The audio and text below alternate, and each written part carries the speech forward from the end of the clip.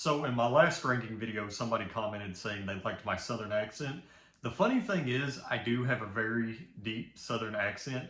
I'm not even country. I'm not even Southern, which is funny. I mean, I wear cowboy boots because I like the style. Yeah, it's just, I don't know. Like, I got the accent, but I don't really have any of the traits, if that makes sense. Like, I'm not country. I'm not a hillbilly. I'm really just a bitch. Now, today, this is really exciting because I get to talk about David Lynch, and while I do so, I get to drink Coke from a glass. Look how cute this is, this little tiny Coke. I'm not sponsored or anything, by the way. Coke definitely does taste better in the glass. I guess I could say before I do my David Lynch video, I'm going to do a little Coke. See what I did there? Because you might as well, watching a David Lynch film and doing Coke are about the same. No, I'm just joking. I'm just kidding. But you get what I mean. And if you've ever seen a David Lynch film, you definitely know what I mean. Now, David Lynch is one of my favorite film directors of all time. I love David Lynch. I remember the first time I watched Twin Peaks. That was my introduction to David Lynch. I was mesmerized with that show. I love that show so much.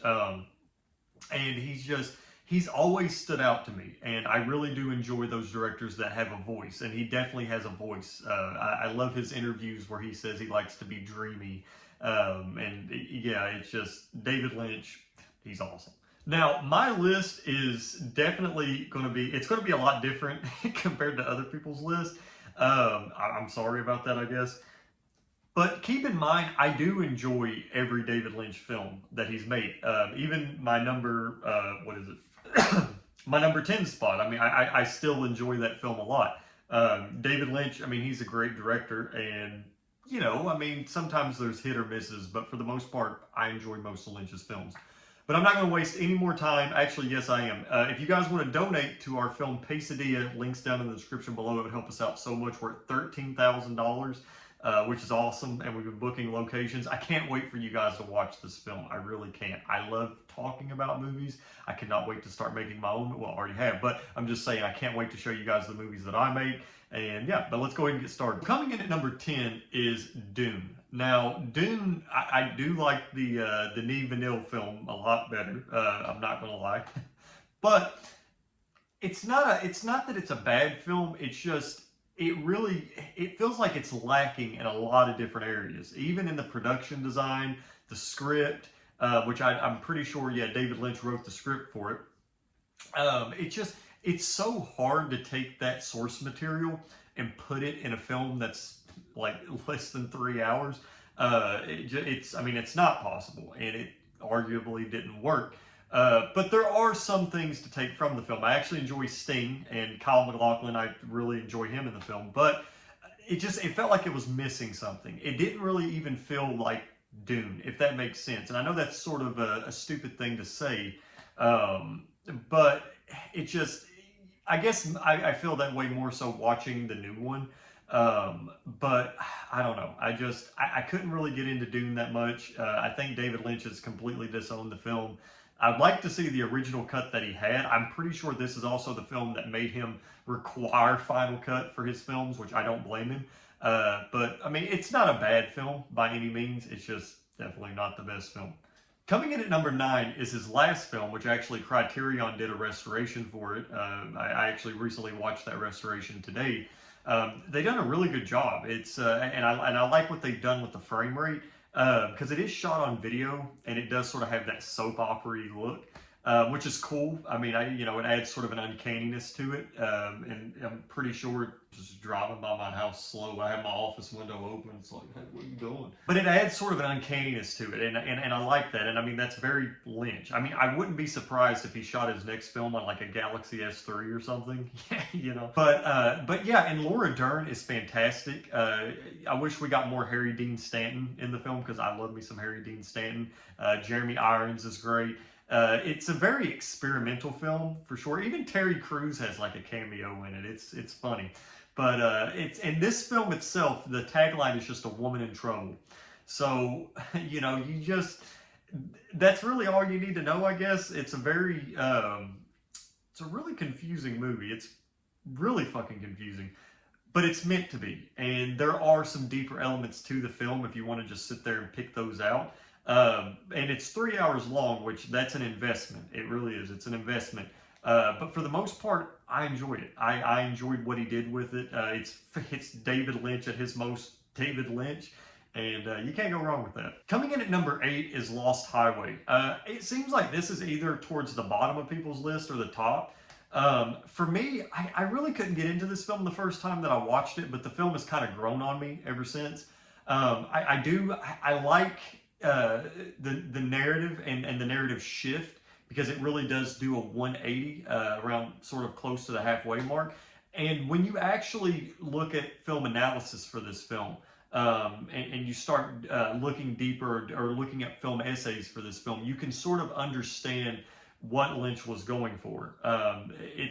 He takes a very dreamlike approach, but you have to look at things in a very like holistic way. You know, you have to basically, you also have to accept the film for what it is. And once I accepted the film for what it was, it worked, and it worked a lot better than, you know, just kind of going in blind. I feel like it is one of those films that benefits, you know, if you have the time to watch it again. But you know, by no means is it a bad film. It's a very complex film. It's a very good looking film, and I feel like besides Mulholland Drive and Inland Empire, which I would say those three films are definitely Lynch at his most Lynchiest, Lynchiest or whatever. Still, Lost Highway is still really good. But if you do watch it and you don't like it, I would say give it another chance. Coming in at number 7, and you're actually going to see a theme here. Number 7, this is probably going to be very controversial, but Mulholland Drive.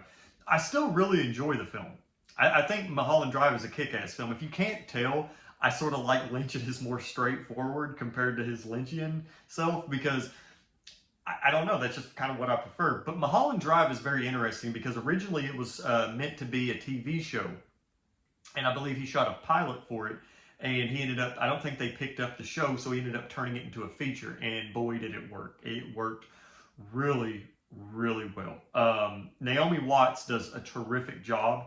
I really, and especially if you know the beginning of the film, I don't want to spoil it, but if you know, you know, like there's a certain scene that'll get you. And yeah, it almost feels like David Lynch is having fun, but at the same time, he's being very serious. Like he's being very serious what he's trying to tell you, because this really does, excuse me, this really does sort of tackle the dark underbelly of Hollywood and Los Angeles.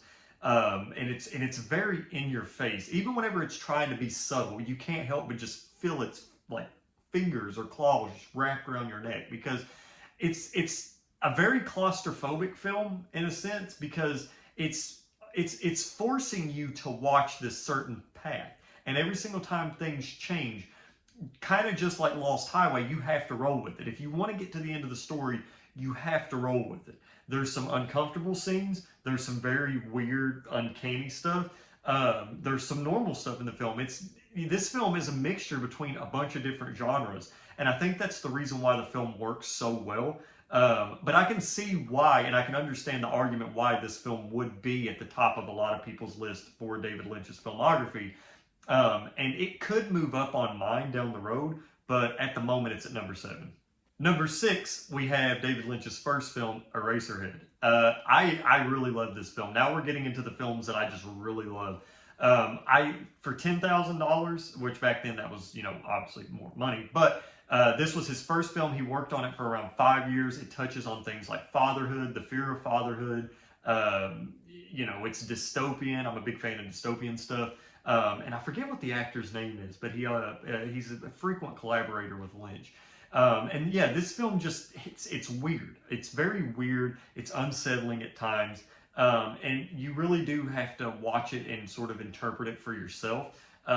Fun fact, Stanley Kubrick, I believe, showed this film to the cast of The Shining, and this is one of Kubrick's favorite films, which is really cool. But yeah, this David Lynch, very strong directorial debut. You know, it is a lower budget film, and in a sense, kind of reminded me a little bit of Inland Empire, just because of how, you know, different and how raw it looked and felt. But Eraserhead is probably the best starting point for David Lynch. It's short, it gives you an idea of who he is and what type of filmmaker he is, and it's just overall a really damn good time. I forgot to add, a lot of these films are in the Criterion collection. I think there's only 2 films that are not, and that's The Straight Story and Wild at Heart. And a lot of Twin Peaks. Obviously, just Fire Walk with Me is in the collection. But I would love for Criterion to just release everything David Lynch. Like, that would be badass. Coming in at number 5, I would say number 5 and number 4 are interchangeable, but right now, sort of how I'm feeling. Number 5 is Blue Velvet. This has got Kyle MacLachlan, Dennis Hopper, and Laura Dern. This is, it's Lynch. Lynch is being very straightforward here, but there is enough to where you can sort of interpret things on your own, put some pieces together. Dennis Hopper makes an amazing villain in Frank. The cinematography for this film is beautiful. Kind of reminded me a lot of The Straight Story. The soundtrack is great, and there's so many memorable moments in this, and it really did remind me a lot. I don't know if you guys have ever played the game from Remedy, but it's the Alan Wake. It's my favorite video game of all time. It really did remind me a lot of Alan Wake, just like Twin Peaks does. But yeah, Blue Velvet, if you haven't seen Blue Velvet, definitely check it out. I would love to get a 4K of that soon. Coming in at number 4, I actually recently watched this on Valentine's Day with my wife, and that's Wild at Heart with Nicolas Cage and Laura Dern. Wild at Heart, straightforward for the most part. Nicolas Cage does a terrific job, as well as Laura Dern. They definitely bounce off of each other. Willem Dafoe is also in this. I love this film, and I love the whole Wicked game. It sucks that it's not the vocal version, but yeah, you know, you take what you can get, right? But yeah, Wild at Heart is a terrific, terrific film. I hope Criterion picks this or The Straight Story up next, because I love it. I love it a lot. At first, when I first saw it, the beginning of it, I was like, I don't know how I feel about this. But then as I progressed through the film and the narrative, it's just so good. And it's brutal. It's a brutal film. So definitely check out Wild at Heart. Very romantic. Watch it with your spouse or your lover, or just like another family member. Coming in at number 3, Elephant Man. John Hurt, which actually John Hurt filmed this film. He was working on Michael Cimino's Heaven's Gate, and he had so much time that he actually went and filmed this film with David Lynch and Anthony Hopkins. Elephant Man follows a deformed man, and Anthony Hopkins is trying to get to know him. You know, he's trying to. It's deep. It's really deep, and it's interesting that this did come after Eraserhead, because they even though I don't think David Lynch wrote this film, but he did. You know, he obviously directed it. It's still David Lynch. Even the films that David Lynch doesn't write, it still feels very David Lynch. And that's what I appreciate about the film. And it reminded me almost of an old school monster film. And Anthony Hopkins is amazing. He's so good. And the costume and the makeup, the production for Elephant Man is just nothing short of spectacular. John Hurt as the Elephant Man is just, he's unsettling, he's unnerving. You feel so bad for him. And the more that this film progressed, it was like sort of drilling a hole in my heart, if that makes sense. And it's just, the emotions that you feel, it's almost in terms of, you know, raw feeling and atmosphere. It's almost cinema at its finest when it comes to those aspects. And I love the Elephant Man so much. If you've not seen it, definitely check it out. Coming in at number 2 is Straight Story, The Straight Story. I was actually going to do a video about this called, I think I was going to call it like How the Straight Story Broke Me or something. It's a very, very sad film. And I cannot think of this bothers me because I literally can't think of the actor's name right now off the top of my head. I know this film also has Harry Dean Stanton and Sissy Spacek. I can't think of his name, and it's really bothering me. But he actually died a year after filming it. He, did something to himself. You're not really allowed to say it on YouTube because he was suffering, I believe, from cancer. And it's so sad. And I think he actually had it while he was filming. There's a scene in the graveyard for the film. It's bothering me that I can't. It's like I want to say it, but I can't. And it's just, I don't like forgetting these things. Like, it just really, it irks me. I took care of that. Richard Farnsworth. There we go. There's a scene in the graveyard. It's really, really chilling. This film made me feel things that it was so sad. It's a sad, but it's an uplifting film, and it's based off of a true story And David Lynch actually didn't write the screenplay, but it's very David Lynch. And it's about this guy who is visiting his sick brother, and he takes a lawnmower, a riding lawnmower, and he travels there. And it's miles and miles and miles away. And he comes across these people on his journey. And I feel like this is David Lynch, I think, said this was like his most complex film or something. It's definitely his most straightforward film, but I will not argue it is his most complex film because, like I said, this film definitely tackles things that are rough, and this film is just so powerful. I love it so much, and it's so it's it's so funny. It's just the straight story, and it's a Disney film, and it's just like it's a very linear film, and it's so David Lynch. I know I'm going to say that a lot in this video, but yeah, if you've not seen it, definitely check it out. It's really good.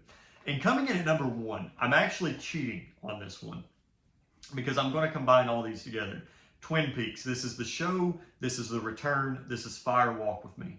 I know David Lynch didn't direct all the episodes of Twin Peaks, and I know he had a co-writer for the film, or for the series, but he did direct episodes. It is, something that he worked on. He did write and direct, I believe, all the episodes of Twin Peaks: The Return, and he directed Fire Walk with Me. So I'm pretty sure it's safe to say that this is David Lynch's. And I think this is one of the greatest things that cinema TV has ever had to offer. It's so good. It's so good. The atmosphere, the tone, it's mesmerizing. I actually remember when I first watched the show, I left work early. I was at work and I was like, yeah, I don't feel good. I'm going to go home. And I actually went to Panda Express and got food just so I could keep watching it because that's how much I loved it.